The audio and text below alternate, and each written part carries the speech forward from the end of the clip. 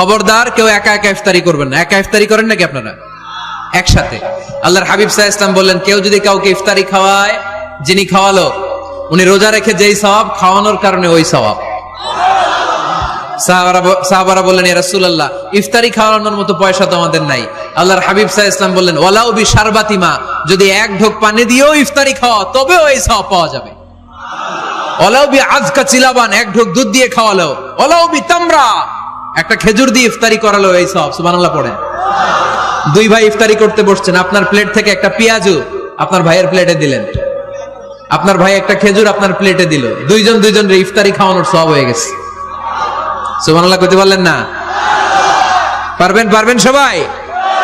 একসাথে খাবেন না আলাদা? বাসায় একসাথে খাবার খান, আলাদা আলাদা না। কিভাবে? একসাথে।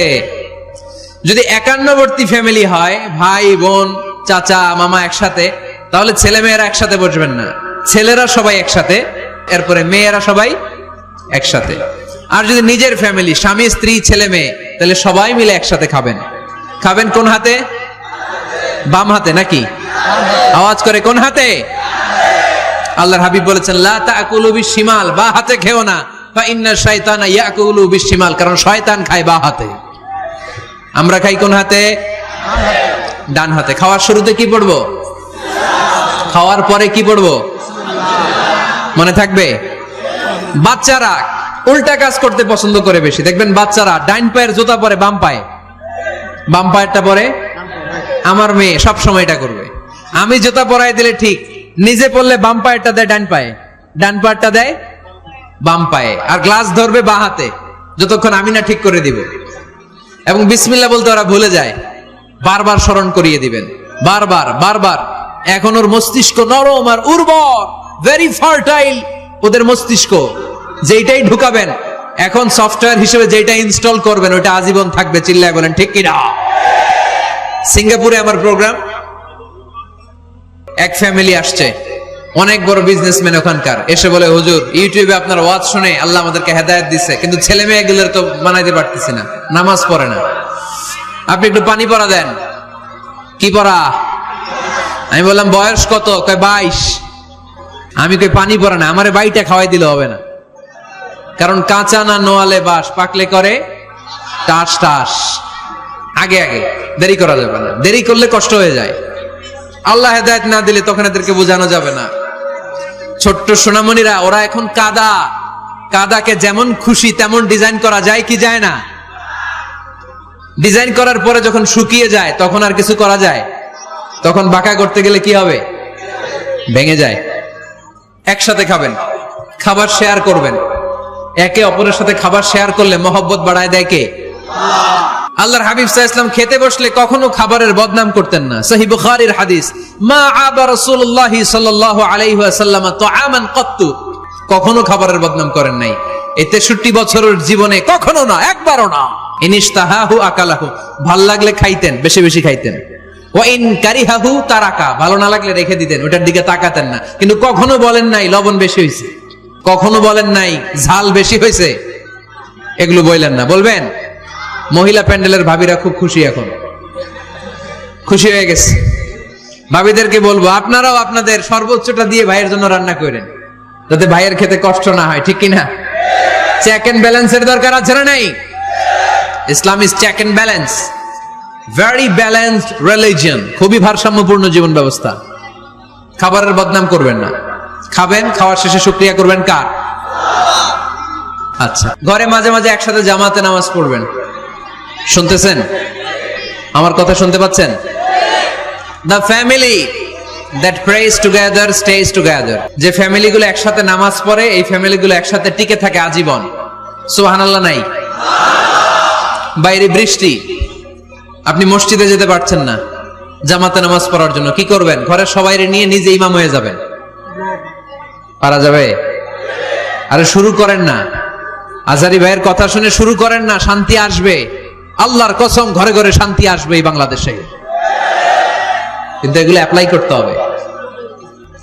তাহাজ্জুদের সময় একসাথে দাঁড়িয়ে যান। ডিসেম্বর মাসে বাচ্চাদের 15 দিনের ছুটি, তখন তাহাজ্জুদের প্র্যাকটিস করেন। আপনি ইমাম, আপনার পেছনে আপনার ছেলেরা, পিছনে আপনার মেয়েরা আর আপনার স্ত্রী। নারী পুরুষ এক কাতারে দাঁড়াতে পারে না। আমি আর রুবেল ভাই যদি জামাতে পড়ি, আমি ইমাম, রুবেল ভাই ডান দিকে, সমান সমান দাঁড়ানোর সুযোগ আছে না নাই? আছে। কিন্তু আমি যদি আমার স্ত্রীর সাথে জামাত করি, একসাথে দাঁড়ানো যাবে না। আমি সামনে, আমার স্ত্রী পেছনে। মাসালা বুঝতে পেরেছেন? আচ্ছা, তো তাহলে ঘরে জামাতে মাঝে মাঝে নামাজ পড়বেন। সহিহ মুসলিমের হাদিস, আল্লাহ রাসূল সাল্লাল্লাহু আলাইহি ওয়াসাল্লাম বলেন, তোমরা ফরজ নামাজ মসজিদে আদায়ের পরে ঘরের জন্য কিছু নফল আর সুন্নত রেখে দিও, কারণ ঘরে যারা নফল আর সুন্নত পড়ে ওই ঘরটারে বরকত দিয়ে ভরে দেয় কে? রাজি আছেন তো সবাই? ইনশাআল্লাহ পড়েন না? ঘরে কোরআন তেলাওয়াত করবেন। কি করবেন? করেন, আপনারা করেন? হ্যাঁ, ঘরে কোরআন তেলাওয়াত করেন প্রতিদিন। ফজরের পরে প্রতিটা পরিবার থেকে সুমধুর কোরআনের ধ্বনি ভেসে আসতে হবে। কথা কয় না? তা ঠিক বলেন না কেন আওয়াজ করে? প্রতিটা ঘরেই যেন কোরআনের সুমধুর বাণী উচ্চারিত হয়। এলাকার মসজিদের মক্তবগুলোতে হুজুর কোরআন পড়ায়, আছে এটা না? আমরা ছোটবেলা কিন্তু যাইতাম, আমি যাইতাম শাহী জামি মসজিদে, ওইখানে যে আমি কোরআন শিখছি। তো মসজিদগুলোতে আপনারা এই মক্তবের সিস্টেমটা চালু রাখবেন, প্রতিদিন সকালে কোরআন পড়বেন। কোরআন যেটা মুখস্থ করবেন স্ত্রীকে শোনাবেন, স্ত্রী আপনাকে শোনাবে। প্রতি মাসের জন্য একটা সূরা নির্ধারণ করেন। কোনটা? একটা। এক মাসে একটা ছোট্ট সূরা মুখস্থ করা যাবে না? ধরেন সূরাতুত তিন, ওয়াত-তিনি ওয়াজ-জাইতুন, এটা এক মাসেও মুখস্থ করা যাবে না? যাবে। আজকে রাতেই আপনাদের ফ্যামিলি মিটিং এটা সিদ্ধান্ত নেবেন যে এই মাসের জন্য সবাই মিলে কোন সূরাটা পড়বেন। মুখস্থ করতে হবে, অর্থও জানতে হবে। আমার ফ্যামিলিতে এই মাসে চলতেছে সূরাতুদ দুহা।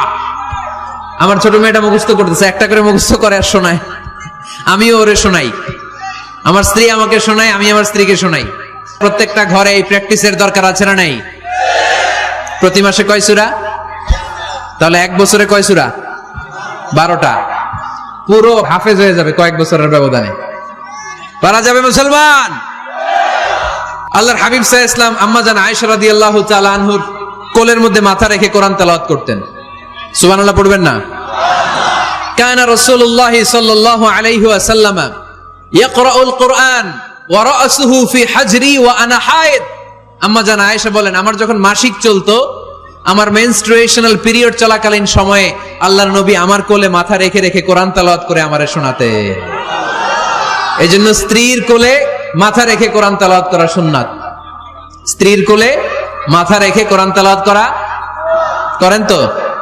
স্ত্রীর কোলে মাথা রেখে কোরআন তেলাওয়াত করছেন কে কে দেখি?